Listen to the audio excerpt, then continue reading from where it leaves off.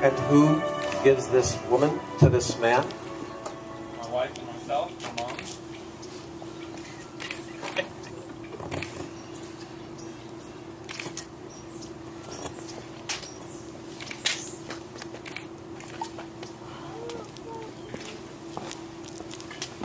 Stand together. Please be seated. Both David and Brittany asked that I extend their sense of appreciation to all of you for taking the time and honoring them with your presence on the day when they commit themselves to be husband and wife. If you are here, you've played some part, some role in their life. Maybe it's David, maybe it's Brittany, or maybe it's the both of them. And they don't take that lightly because they know that without the support of their family and friends, that their relationship would not grow and their marriage will not flourish. And for that, they are grateful. You know, at some time in our lives, many of us have attended different wedding ceremonies. And although they've taken place in different places and different times, with different people, they always seem to start the same way. That being with the words, "Dearly beloved, we have gathered here today."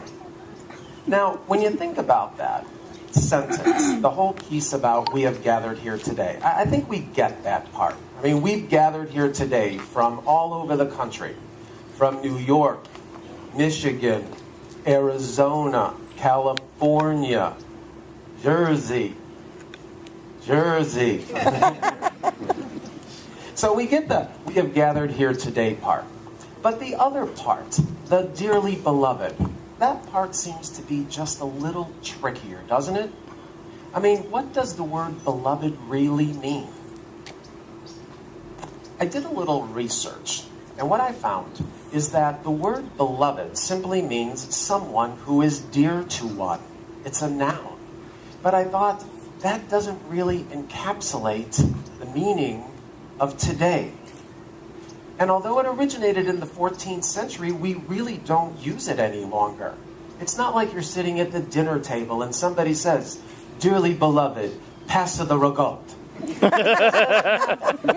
It's not like you're at a party and somebody runs up to you and says, "Have you seen my dearly beloved?"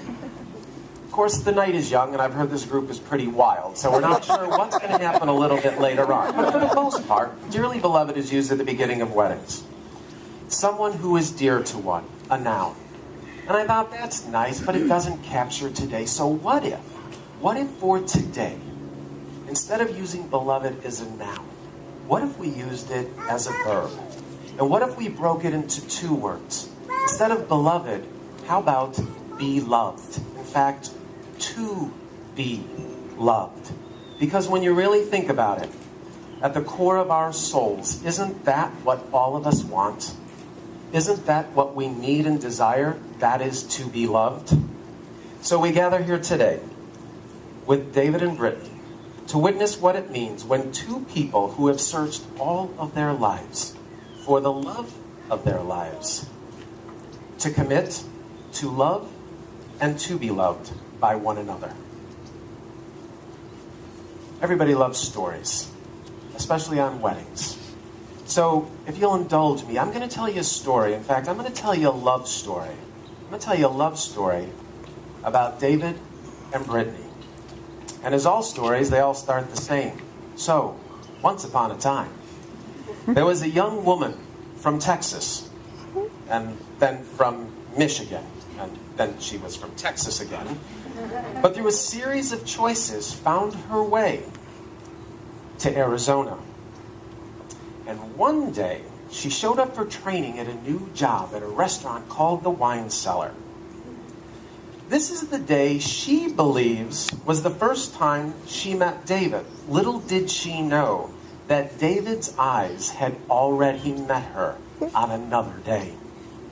Brittany would describe David as the chef, with a buzzed head and baggy chef pants, who constantly and continuously listened to the music of Marshall Bruce Mathers III, a.k.a. Slim Shady, a.k.a. Eminem. One of the memories Brittany has is she remembers her 26th birthday when all of her friends from the wine cellar took her out to Four Peaks Brewery.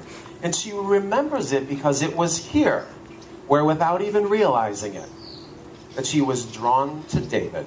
She would say later, it just seemed so natural. Well, one day, David invited her to come to his house in Maricopa. Now, if you're not from around these parts, Maricopa is like a hop, a skip, a jump, a bigger jump, a giant leap, a bigger leap. In other words, it's not too close. But David invited her over for a movie. We don't believe it either, David. That night, as she drove to Maricopa, there was a glitch in the navigation system. And she ended up in the middle of a deserted street, in the dark, in the middle of nowhere, all alone, completely lost. She said that for about 10 seconds. The thought of murder crossed her mind. Now, being from Texas, what we're not sure of, was she concerned about being murdered, or was she going to murder David for inviting her to this godforsaken place? We're really not sure about that. Needless to say, she found the street, and that was the beginning of their courtship. Well, over time, the movie dates continued, along with a few baseball games, and after a while, Brittany fell in love with Revis, David's dog. And as you know, you fall in love with the guy's dog. It's just a matter of time. You realize it's a package deal. You fall in love with the guy. Eventually, they moved in together and started building their life as a couple. But one memorable night really stands out. That was the night when Brittany and her friend Katie were sitting out on the patio after work at the wine cellar. Brittany was sharing with Katie how she was going to marry David. She didn't know when, she didn't know how. All she knew was that this was the guy she was going to spend the rest of her life with. She would wait as long as it took.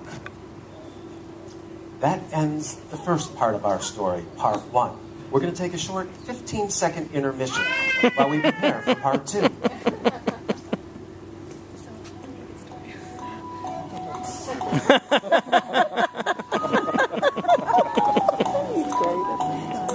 He's our good friend. He's our really good friend. I know. I think so. And now for the rest of our story, part 2. Once upon a time, there was a young man who, after spending the first 11 years of his life in New York, found himself living in Phoenix, Arizona. As fate would have it, his path took him to, of all places, the wine cellar, where he was working as an up-and-coming chef. It was there that one day a young lady walked into the restaurant for a job interview. His friend Katie informed him, and I quote, "I am just about to hire a smoking hot girl." Without any reservations, David went and checked out this smoking hot girl, whereupon he told Katie, hire her on the spot. Now notice, he didn't ask, is she friendly? Can she serve? Has she ever worked in a restaurant before? Does she have an experience?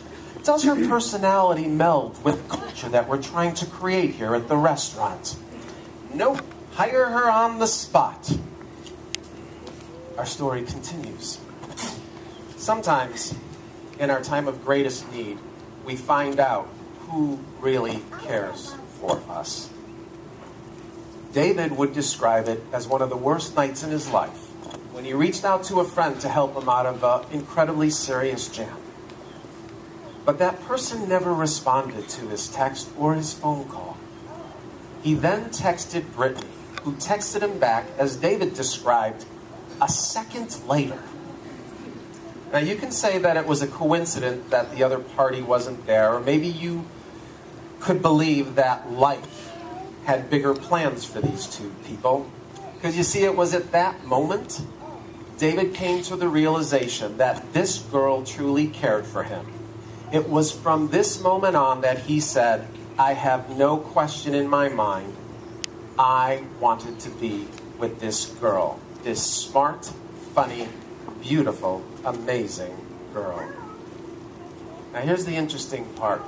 You see, when we see someone through the eyes of love, we see them for who they really are at their core, not just on the surface.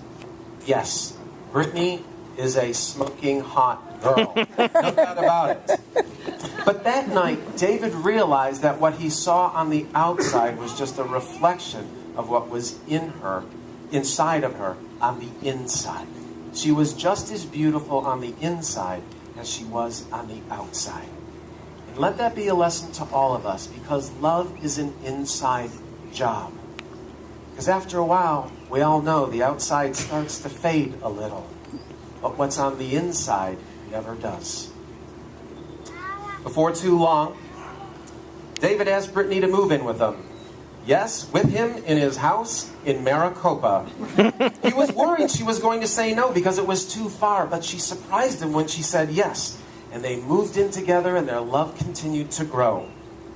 One day at a party, however, the best man Brad asked David in front of Brittany, "So are you going to get married soon?"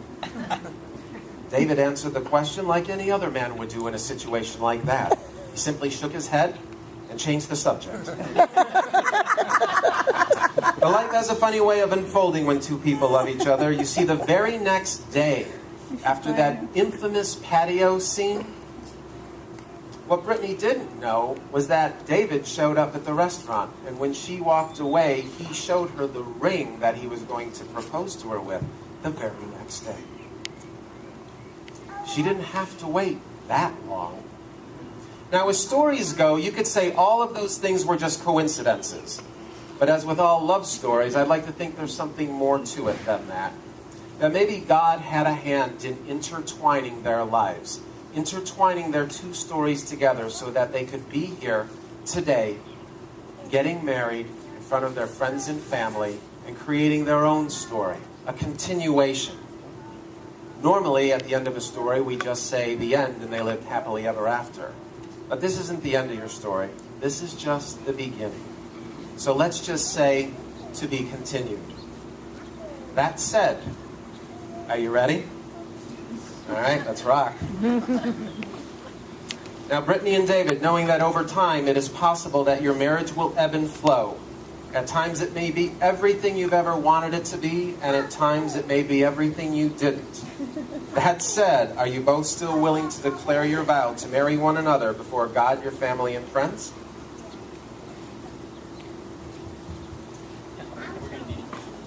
All right, with that right there. All right. Okay, David, you ready? We'll now have the exchange of vows. I, David, take you, Brittany. I, David, take you, Brittany. To be my wedded wife. To be my wedded wife. To have and to hold. To have and to hold. From this day forward. From this day forward. For better, for worse. For better, for worse. For richer, for poorer. For richer, for poorer. In sickness and in health. In sickness and in health. To love and to cherish. To love and to cherish.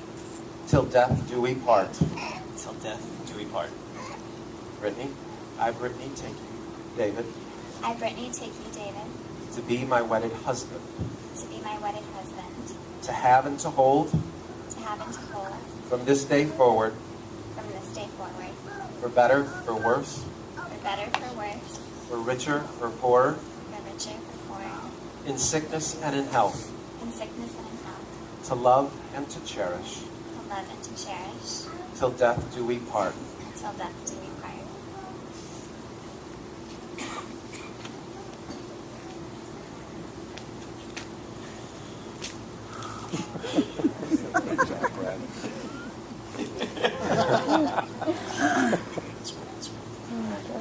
Brittany, with this ring, Brittany, with this ring, I give you my heart. I give you my heart. I have no greater gift to give. I have no greater gift to give. May it be a constant reminder of my commitment. May it be a constant reminder of my commitment. To walk with you through all things. To walk with you through all things. Wear it as a symbol of my love and fidelity. Where this is a symbol of my love and fidelity. And that's my finger. All right, you can put the ring on her finger. She's got you covered. You're all Thank good. God. All right, good. David, with this ring, David, with this ring, I give you my heart. I give you my heart. I have no greater gift to give. I have no greater gift to give. May it be a constant reminder of my commitment May it be a constant reminder of my commitment to walk with you through all things. to walk with you through all things. Wear it as a symbol of my love and fidelity. Where it is a symbol of my love and fidelity.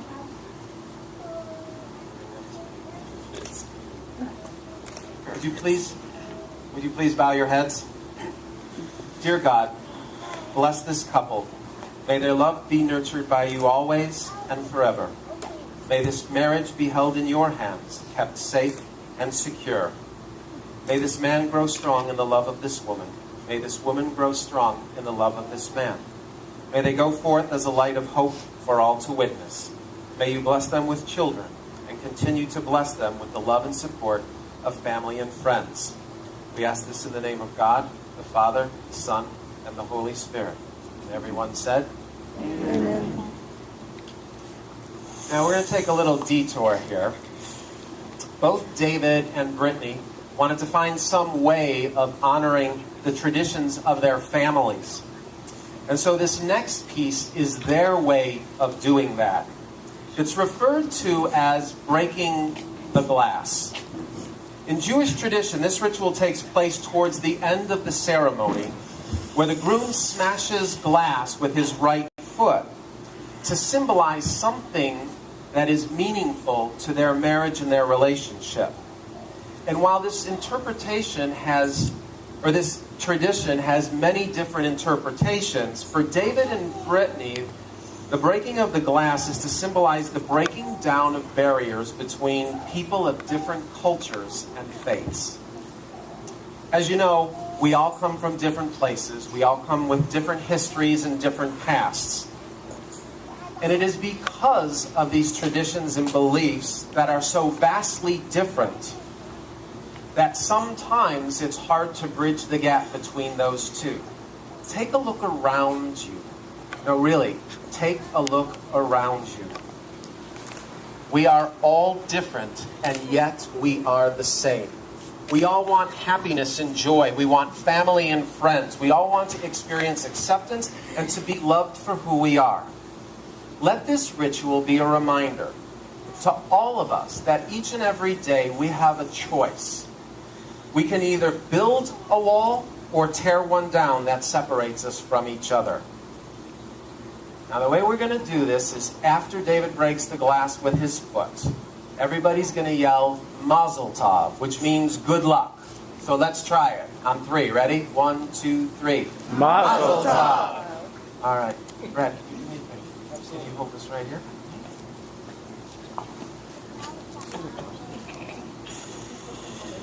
I need to wind up this one. Is it a shot? All right. I'm going to count for you, all right, David? Yeah. All right, David, are you ready? On 3. Reagan, Whoa. Where's the father? All right, now are you ready? On 3. 1, 2, 3. Mazel Tov.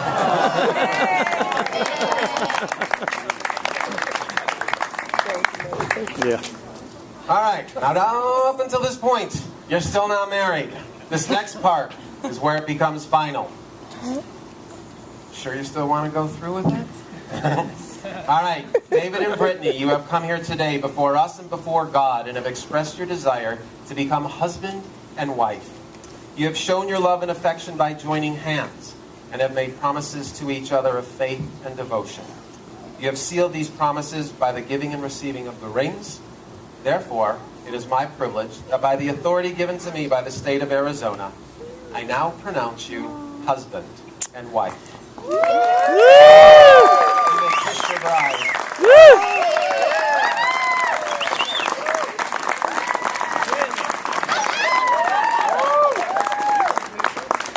And you'll turn and face the crowd.